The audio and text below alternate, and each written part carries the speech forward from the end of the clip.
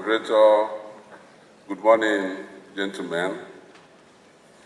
My paper has been forwarded to the MDA prior to now with the topic Citizens' Rights, Justice and Security in Partnership.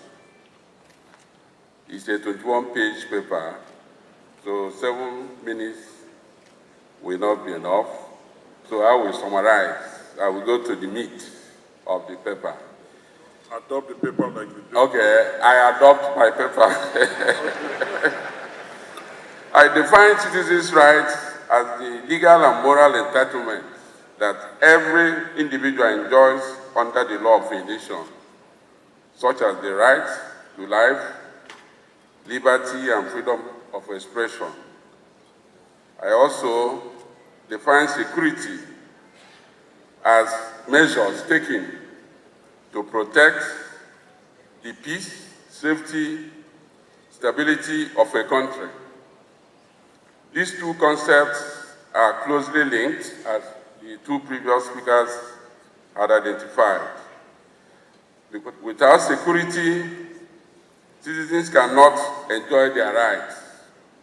And without respect for rights, security measures become oppressive. In Nigeria and other parts of the world, rising insecurity from terrorism, banditry, kidnapping, and other violent crime has put one of the rights we cherish, the right to life, under serious threat. At the same time, government sometimes limits certain rights in the name of national security, as illustrated in the case of Asari Dokubo and the Federal Republic of Nigeria. This creates delicate balance between protecting the state and preserving the freedoms of individuals. I went on to do an overview of the citizens' rights with reference to Chapter 4 of the Constitution of the Federal Republic of Nigeria, as well as on African Charter on Human and People's Rights and other conventions that Nigeria is a signatory to. And those rights include the right to life, personal liberty, dignity of human person, freedom of expression, right to fair hearing, right of freedom of movement. On the right of human dignity, I use as an illustration where that right was violated in the Ibom Air and Emansin case. I condemned what the lady went through, where she was almost put to full nudity. And then I commended the withdrawal or the hastily fired charges by the, is it the police? Where is it? Is it police that fired the charges? I said that the charges, before you fire, there should be thorough investigation. If at the end, if Ibom Air is equally culpable, both Ibom Air and the Emansin should be charged to court.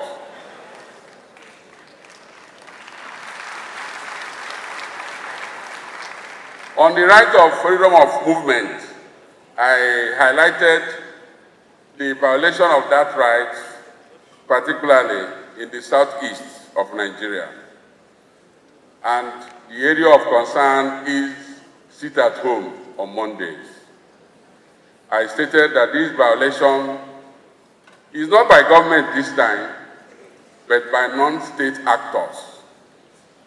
And they claim to be acting on behalf of Mazi Nnamdi Kanu. The state government have fought, the various state governments in the southeast, they have fought to kill that sit at home on Mondays. I commend the Enugu state government that in Enugu state virtually there is no sit at home on Monday. However, their case will not come up on Monday at Federal High Court, National Industrial Court, and the Court of Appeal in Enugu. So there is still more to be done. The state government must assure the heads of those courts that sitting on Mondays in Enugu, that there will be no cost per land. Anambra, on the state capital, they don't observe sit at home, but if you go to the rural areas, they observe it almost 90%. Ditto for Imo State, ditto for Ebonyi State. So I now said, what is the cause of the sit at home? If you go back, the root cause is the detention, the arrest, detention, and trial of Mazin and the Kanu. I said, since you have been under detention since October 14, 2015, is it not time the government solve this matter politically?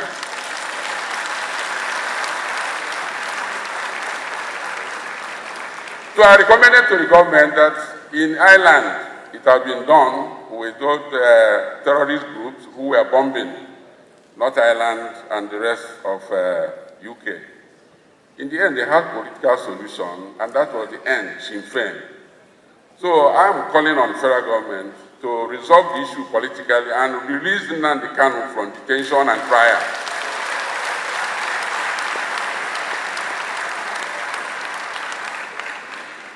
Another area I spoke in my paper is Article 13.1 of the African Charter on People and Human Rights.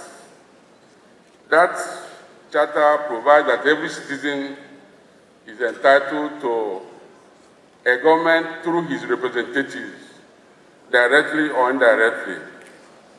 And in that respect, I ventured into the Rivers state of emergency. And I said, the matter is in court, the sub judice. The governor in suspension has challenged it. 11 state governments have challenged it. The federal government has filed their defense, Owonikoko is here, with preliminary objection and counter affidavit. So what is stopping the hearing of this case?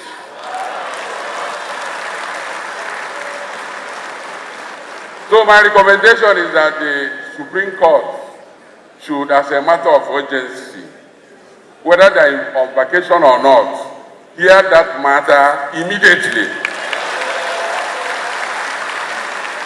The state of emergency will expire on the 18th of September. So I said that we are not prejudging the outcome. The plaintiffs may lose or they may win. I'm not interested.